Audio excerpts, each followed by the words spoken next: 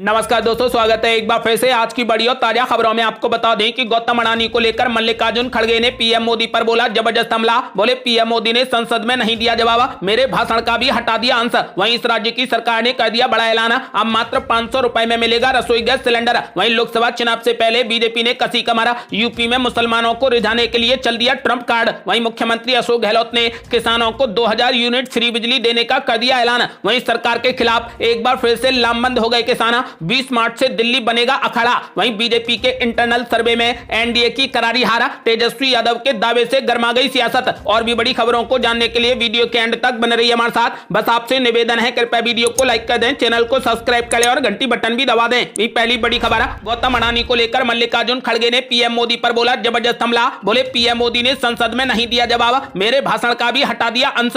आपको बता दें कि कांग्रेस अध्यक्ष मल्लिकार्जुन खड़गे ने अडानी समूह के मामले को लेकर शुक्रवार को पीएम नरेंद्र मोदी पर निशाना साधा। उन्होंने सवाल किया कि क्या अडानी को लेकर जांच नहीं होनी चाहिए, हमने तो सिर्फ जेपीसी जांच की मांग की। मल्लिकार्जुन खड़गे ने कहा कि एलआईसी का पैसा अडानी की कंपनी में लगा है, उसके नुकसान पर क्या सवाल नहीं होना चाहिए? क्या एसबीआई के अडानी को दिए गए कर्ज की चर्चा नहीं होनी चाहिए? अडानी के शेयर 1 लाख करोड़ क्यों गिर गए? उन्होंने दावा किया कि पीएम नरेंद्र मोदी ने अडानी के एजेंट के रूप में उन्हें कई देशों में ठेके दिलाए। इतना होने के बाद भी पीएम मोदी उनका नाम नहीं ले रहे और हमारे सवालों के जवाब नहीं दे रहे। कांग्रेस नेता मल्लिकार्जुन खड़गे ने कहा कि पीएम मोदी अपने दोस्त अडानी पर मेहरबान हैं, इस कारण चर्चा नहीं चाहते। हम सवाल करते हैं कि आपके एक नजदीकी दोस्त की संपत्ति कैसे बढ़ी, तो इस पर भी उन्हें आपत्ति थी। हर बात पर वे कह रहे थे कि इसे प्रमाणित कीजिए। उन्होंने आगे बताया कि मैंने कहा था कि आपके चुप्पी साधने और मौनी बाबा बनने के चलते यह स्थिति आई है। इसका इस्तेमाल पहले भी किया जा चुका है, लेकिन इसे भी रिकॉर्ड से निकाल दिया गया है।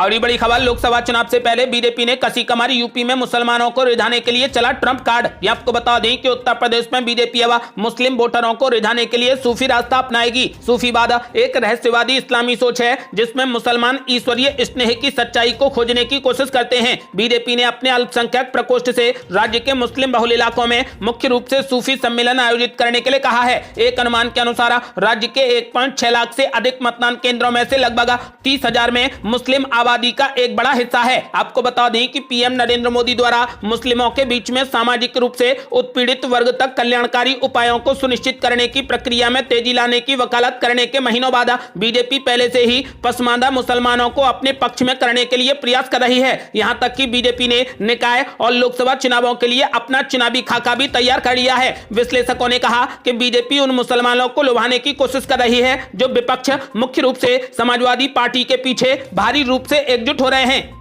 और बड़ी खबर, मुख्यमंत्री अशोक गहलोत ने किसानों को 2000 यूनिट फ्री बिजली और 500 रुपए में रसोई गैस सिलेंडर देने का कर दिया ऐलान। आपको बता दें कि राजस्थान के मुख्यमंत्री अशोक गहलोत ने सूबे का बजट पेश कर दिया। इसमें उन्होंने कई बड़ी घोषणाएं की हैं। मुख्यमंत्री ने राज्य में किसानों को 2000 यूनिट फ्री बिजली देने का ऐलान किया है। मुख्यमंत्री अशोक गहलोत ने लोगों को महंगाई से राहत दिलाने के लिए 19,000 करोड़ रुपए का महंगाई राहत पैकेज देने का भी ऐलान किया है। इस पैकेज में गरीब परिवारों को हर महीने निःशुल्क फूड पैकेट और 500 रुपए में रसोई गैस सिलेंडर दिए जाएंगे।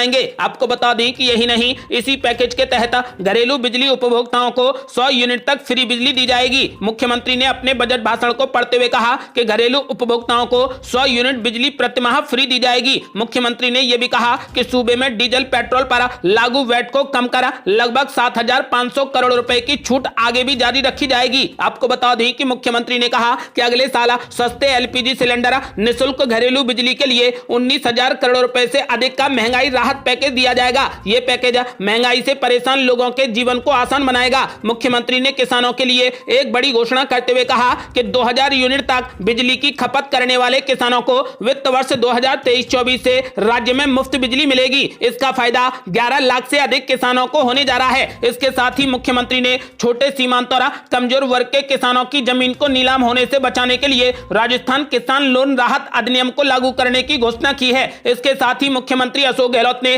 किसानों के लिए एक और बड़ा ऐलान किया है। उन्होंने कहा कि लंपी वायरस के प्रकोप से मारी गई गायों पर 40,000 रुपए का मुआवजा दिया जाएगा। उल्लेखनीय है कि अशोक गहलोत का मौजूदा कार्यकाल में यह 5वां और आखिरी बजट है।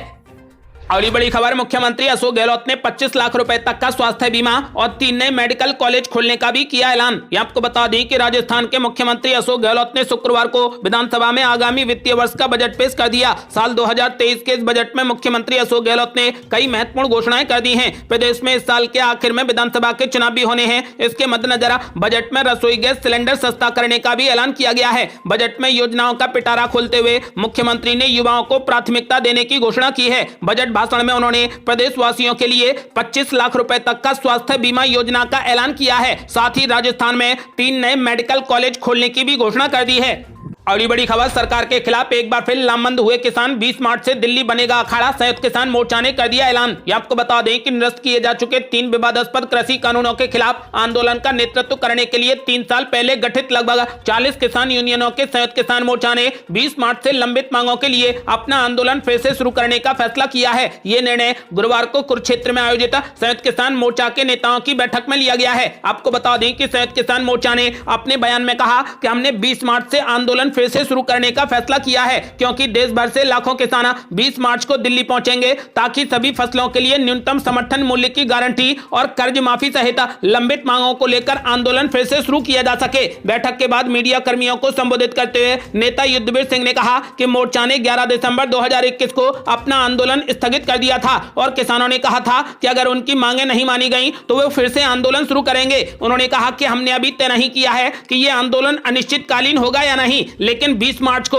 सभी राज्यों के किसान पहुंचेंगे और बैठक के बाद अगला फैसला लिया जाएगा। उन्होंने कहा कि प्रमुख मांगों में किसानों के लिए पूर्ण कर्ज माफी, एमएसपी की गारंटी, बिजली संशोधन विधेयक 2022 को वापस लेना, आंदोलन के दौरान मारे गए किसानों के परिवारों को मुआवजा देना शामिल है। अगली बड़ी खबर, बीजेपी के इंटरनल सर्वे में एनडीए की करारी हार, तेजस्वी यादव के दावे से गर्मा गई सियासत। यहां आपको बता दें कि आगामी 25 फरवरी को केंद्रीय गृह मंत्री अमित शाह बिहार दौरे पर रहेंगे। वे वाल्मीकि नगर और पटना में कार्यक्रम में शामिल होंगे। इसी तारीख को मुख्यमंत्री नीतीश कुमार और डिप्टी सीएम तेजस्वी यादव पूर्णिमा में संयुक्त रूप से महागठबंधन की रैली को संबोधित करेंगे। 7 दलों की इस रैली के जरिए महागठबंधन सीमांचल की सियासत को साधने की कोशिश करेगा। इस बीच तेजस्वी यादव ने भाजपा के इंटरनल सर्वे की बात कहकर बिहार की राजनीति गर्म कर दी है। तेजस्वी यादव ने सीमांचल की रैली को लेकर पूछे गए मीडिया के सवालों पर कहा कि पूर्णिमा से महागठबंधन की आम सभा की शुरुआत होने जा रही है। पूर्णिमा में जब अमित शाह आए थे तो हमने मुख्यमंत्री जी के साथ में मिलकर तभी यह तय कर लिया था कि हम लोग भी पूर्णिमा के उसी मैदान से अपनी रैली की शुरुआत करेंगे। महागठबंधन के 7 दलों के साथ में हम लोग वहां पर आम सभा करने जा रहे हैं। अमित शाह के बिहार दौरे को लेकर तेजस्वी यादव ने कहा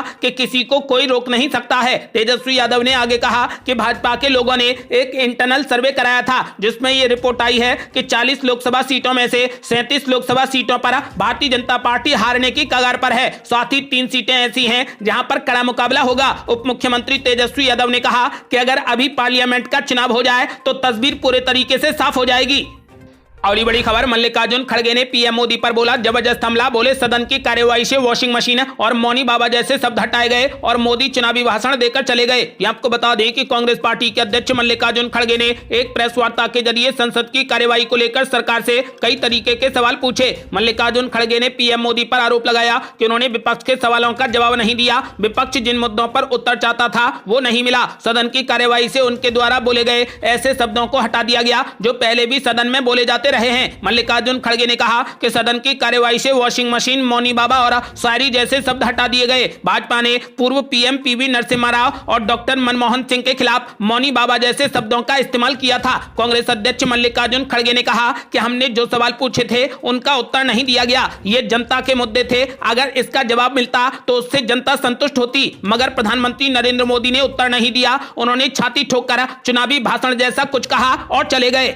अगली बड़ी खबर, नेहरू सरनेम पर पीएम मोदी को कांग्रेस पार्टी ने दिया करारा जवाब। पीएम मोदी को बताया नासमझ इंसान। ये आपको बता दें कि पीएम मोदी ने राज्यसभा में गुरुवार को नेहरू गांधी परिवार पर निशाना साधते हुए सवाल पूछा था कि कोई नेहरू सरनेम क्यों नहीं लगाता। पीएम मोदी के सवाल पर कांग्रेस पार्टी की ओर से अब जवाब दिया गया है। कांग्रेस सांसद रणदीप सिंह सुरजेवाला ने शुक्रवार को पीएम मोदी पर पलटवार करते हुए कहा कि उन्हें भारत की संस्कृति की जानकारी नहीं है। रणदीप सिंह सुरजेवाला ने कहा कि भारत की संस्कृति को न जानने वाला एक नासमझ इंसान ही इतने इतने जिम्मेदार पद पर बैठकर ऐसी बात कह सकता है जो प्रधानमंत्री ने कही है? इस देश के किसी भी व्यक्ति से पूछिए अपने नाना का सरनेम इस देश में कौन लगाता है। अब अगर उन्हें देश की संस्कृति की जानकारी नहीं है तो इस देश को भगवान ही बचा सकता है। पीएम मोदी ने राज्यसभा में राष्ट्रपति के अभिभाषण पर धन्यवाद प्रस्ताव के जवाब में पूर्व पीएम जवाहरलाल नेहरू का जिक्र करते हुए कहा था कि 600 सरकारी योजनाएं गांधी नेहरू परिवार के नाम पर थी, फिर भी नेहरू जी का नाम क्यों नहीं लिया जाता? अगर किसी कार्यक्रम में नेहरू जी के नाम का जिक्र नहीं किया जाता है तो कुछ लोगों का खून गर्म हो जाता है, लेकिन मुझे समझ नहीं आता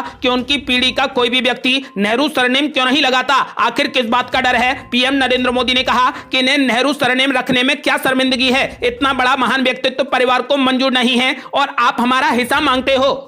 और बड़ी खबर, निर्मला सीतारमण ने बिना नाम लिए राहुल गांधी पर बोला जबरदस्त हमला, सदन में जमकर लगे जीजाजी के नारे। यहां आपको बता दें कि केंद्रीय वित्त मंत्री निर्मला सीतारमण ने शुक्रवार को लोकसभा में आम बजट 2023-24 पर हुई चर्चा का जवाब दिया। आम बजट पर लोकसभा में चर्चा के दौरान विपक्षी दलों द्वारा उठाए गए तमाम सवालों का जवाब वित्त मंत्री निर्मला सीतारमण ने शुक्रवार को अपने भाषण में दिया। आपको बता दें कि निर्मला सीतारमण ने 1 फरवरी को 2023-24 वित्तीय वर्ष के लिए सदन में बजट पेश किया था। ये बजट मोदी सरकार के वर्तमान कार्यकाल का आखिरी पूर्ण बजट है। वित्त मंत्री निर्मला सीतारमण ने सदन में राहुल गांधी पर निशाना साधते हुए कहा कि विपक्ष की ओर से मेरा नाम लेकर आरोप लगाए जाते हैं, लेकिन मैं बता दूं कि यह किसी को फायदा पहुंचाने वाली सरकार नहीं है जहां पर जीजाजी के लिए काम होता हो। यह प्रधानमंत्री मोदी के नेतृत्व की सरकार है जहां सबके हित का ध्यान रखकर काम किया जाता है। वित्त मंत्री के ऐसा कहने पर सदन में जमकर जीजाजी के नारे गूंजने लगे। और बड़ी खबर, पीएम मोदी ने मुंबई में 2 वंदे भारत ट्रेनों को दिखाई हरी झंडी, बोले डबल इंजन की सरकार के डबल प्रयास सबके सामने हैं। ये आपको बता दें कि प्रधानमंत्री नरेंद्र मोदी ने शुक्रवार को मुंबई सोलापुर और मुंबई शिरडी वंदे भारत ट्रेन को हरी झंडी दिखाई। मुंबई से चलने वाली वंदे भारत एक्सप्रेस ट्रेनों की संख्या बढ़कर अब 3 हो गई है और देश में इनकी कुल संख्या बढ़कर अब 10 हो गई है। पीएम मोदी ने अन्य विकास कार्यों का भी शुभारंभ किया। इस मौके पर महाराष्ट्र के राज्यपाल भगत सिंह कोश्यारी, मुख्यमंत्री एकनाथ शिंदे, उप मुख्यमंत्री देवेंद्र फडणवीस, रेल मंत्री अश्वनी वैष्णव आदि मौजूद रहे। इस मौके पर पीएम नरेंद्र मोदी ने कहा कि डबल इंजन की सरकार के डबल प्रयास अब सबके सामने हैं। और बड़ी खबर, मुकेश अंबानी ने कर दिया बड़ा ऐलान, 4 साल में यूपी में 75,000 करोड़ रुपए का निवेश करेगी रिलायंस। 1 साल में सभी शहरों को मिलेगा 5G। ये आपको बता दें कि देश की सबसे बड़ी कंपनी के मालिक मुकेश अंबानी ने अपने 4 वर्षों के दौरान उत्तर प्रदेश में 75,000 करोड़ रुपए के निवेश की घोषणा कर दी है। इस निवेश में करीब 1 लाख नए रोजगार पैदा होने का अनुमान है। लखनऊ में आयोजित यूपी ग्लोबल इन्वेस्टर्स समिट में बोलते हुए मुकेश अंबानी ने दावा किया कि 5 वर्षों के भीतर ही उत्तर प्रदेश $1 ट्रिलियन की अर्थव्यवस्था बन जाएगा। रिलायंस उत्तर प्रदेश में 10 GW की रिन्यूएबल एनर्जी क्षमता को स्थापित करेगा। यह उत्तर प्रदेश में अब तक की सबसे बड़ी अक्षय ऊर्जा परियोजना होगी। कंपनी ने यूपी में बायोगैस एनर्जी बिजनेस में उतरने की भी घोषणा कर दी है। इस पर मुकेश अंबानी ने कहा कि बायोगैस से पर्यावरण में सुधार तो होगा ही, किसानों को भी बड़ा लाभ होगा। हमारे किसान अन्नदाता तो हैं ही, अब ऊर्जा दाता भी बनेंगे। राज्य के गांव और छोटे शहरों में किफायती शिक्षा और स्वास्थ्य सेवा के लिए रिलायंस ने जियो प्लेटफॉर्म्स के माध्यम से 2 पायलट प्रोजेक्ट जियो स्कूल और जियो AI डॉक्टर की भी घोषणा कर दी है। इसके साथ ही यूपी के कृषि और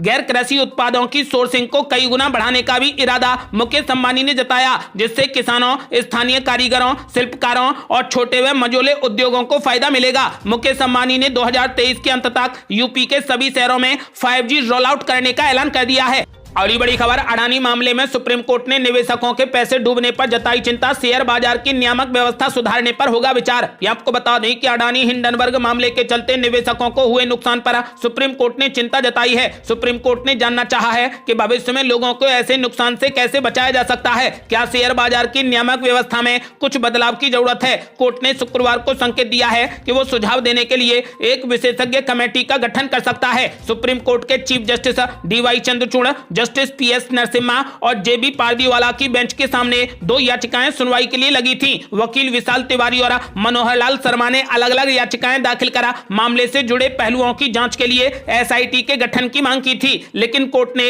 इस पर विचार नहीं किया। जजों ने सुनवाई की शुरुआत में ही कह दिया कि वो निवेशकों को लेकर चिंतित हैं। और ये बड़ी खबर, सरकार का बड़ा ऐलान, अब हरियाणा में 17 साल के युवाओं की नहीं लगेगी नौकरी। ये आपको बता दें कि हरियाणा में अब सरकारी नौकरी का सपना देख रहे 17 साल के युवाओं को झटका लगने वाला है। हरियाणा के चीफ सेक्रेटरी संजीव कौशल ने सभी विभागों और बोर्ड को एक आदेश जारी करते हुए बताया कि अब सरकारी नौकरी के लिए उम्र 18 साल ही रहेगी। युवाओं द्वारा लंबे समय से ग्रुप सी और ग्रुप डी के लिए उम्र सीमा 17 साल किए जाने की मांग की जा रही थी। मुख्य सचिव के आदेश के अनुसार अब सरकारी नौकरी के लिए न्यूनतम 18 साल और अधिकतम 42 साल निर्धारित की गई है। और बड़ी खबर, बिहार में नीतीश कुमार और तेजस्वी यादव की यारी, लेकिन नागालैंड में आमने सामने चुनावी लड़ाई की तैयारी। ये आपको बता दें कि बिहार की सियासत में नीतीश कुमार और तेजस्वी यादव मिलकर सरकार चला रहे हैं। आरजेडी और जेडीयू के बीच में भले ही राजनीतिक यारी हो, लेकिन पूर्वोत्तर के चुनावी रण में आमने सामने की लड़ाई लड़ रहे हैं। नागालैंड के विधानसभा चुनाव में आरजेडी और जेडीयू ही नहीं बल्कि चिराग पासवान की लोक जनशक्ति पार्टी भी किस्मत आजमा रही है। इस तरीके से बिहार के तीनों क्षेत्रीय दल चुनावी रण में उतरे हैं, लेकिन देखना होगा कि किसके सितारे बुलंद होते हैं। नागालैंड विधानसभा चुनाव में कुल 13 पार्टियां किस्मत आजमा रही हैं। इसके अलावा निर्दलीय उम्मीदवार भी चुनावी ताल ठोक रहे हैं। इस तरीके से राज्य की 60 विधानसभा सीटों पर कुल 225 उम्मीदवारों ने नामांकन दाखिल किया है। अगली बड़ी खबर, बजट सत्र से कांग्रेस सांसद रजनी पाटिल को किया गया सस्पेंड। बोली, ऐसा लग रहा है कि मानो मुझे फांसी दी गई हो। ये आपको बता दें कि कांग्रेस सांसद रजनी पाटिल ने बजट सत्र से निलंबित होने पर शुक्रवार को कहा कि ऐसा लग रहा है कि फांसी की सजा दे दी गई हो। रजनी पाटिल ने राज्यसभा में बजट सत्र से सस्पेंड होने पर कहा कि मैंने कुछ नहीं किया, लेकिन ऐसा लग रहा है कि मुझे फांसी दी गई हो। मैं स्वतंत्रता सेनानियों के परिवार से आती हूँ, मेरे संस्कार ऐसे नहीं है कि मैं कानून का उल्लंघन करूं। उन्होंने दावा किया कि हम सदन में प्रधानमंत्री नरेंद्र मोदी की स्पीच बार बार रोकने की कोशिश कर रहे थे, इस कारण फैसला लिया गया है। दरअसल पाटिल पर आरोप है कि उन्होंने पीएम मोदी के राष्ट्रपति के अभिभाषण पर चर्चा के जवाब के दौरान हो रहे विपक्ष के हंगामे का वीडियो सोशल मीडिया पर वायरल कर दिया। आपको बता दें कि जिसको लेकर उन्हें सदन से सस्पेंड कर दिया गया। और बड़ी खबर, मुजफ्फरनगर में 13 दिन से चल रहा किसानों का धरना खत्म। राकेश टिकैत बोले, नहीं लगने देंगे बिजली मीटर। ये आपको बता दें कि मुजफ्फरनगर में भारतीय किसान यूनियन के राष्ट्रीय अध्यक्ष नरेश टिकैत ने 13 दिन से चल रहे धरने को खत्म करने का ऐलान कर दिया। एसएसपी मुजफ्फरनगर संजीव सुमन ने मंच से किसानों को आश्वासन दिया और जल्द समस्याओं के समाधान करने की बात कही। राकेश टिकैत ने संबोधन में कहा कि देश में नागपुर पॉलिसी चालू है। मुख्यमंत्री योगी कह रहे हैं कि बिजली फ्री देंगे और ये लोग पीएसी बुला रहे हैं। हम कह रहे हैं कि मिलिट्री बुला लो, फिर भी हम मीटर नहीं लगने देंगे। इसी के साथ राकेश टिकैत ने ऐलान कर दिया है कि हम मीटर नहीं लगने देंगे। 2027 में मीटर लगाना ये कंपनियों की सरकार है, कड़ा मुकाबला होने वाला है। उन्होंने कहा कि 26 जनवरी 2024 में किसान ट्रैक्टर परेड करेंगे। ये बहुत खतरनाक लोग हैं। ये किसान संगठन किसी एक पार्टी के खिलाफ नहीं, जहां भी सरकारें किसानों के खिलाफ गलत फैसले लेंगी हम वहां पर जाएंगे। राकेश टिकैत ने कहा कि समस्याएं बहुत हैं, आंदोलन कमजोर होगा तो आप कमजोर होंगे। आपको बता दें कि सरकार पर हमला करते हुए किसान नेता राकेश टिकैत ने ऐलान कर दिया है कि आपकी जमीन छीनने का बड़ा षड्यंत्र किया जा रहा है। ये थी अब तक की बेहद बड़ी खबरें। आपका क्या मानना है? क्या 2024 में सरकार बदलने वाली है? अपनी राय हमें वीडियो लाइक कर कमेंट बॉक्स में जरूर दें। ऐसी ही ताजा और न्यू अपडेट जानने के लिए हमारे चैनल को लाल बटन दबाकर सब्सक्राइब करें और घंटी बटन भी दबा दें। जल्दी मिलते हैं बड़ी अपडेट के साथ, तब तक के लिए जय हिंद, जय भारत।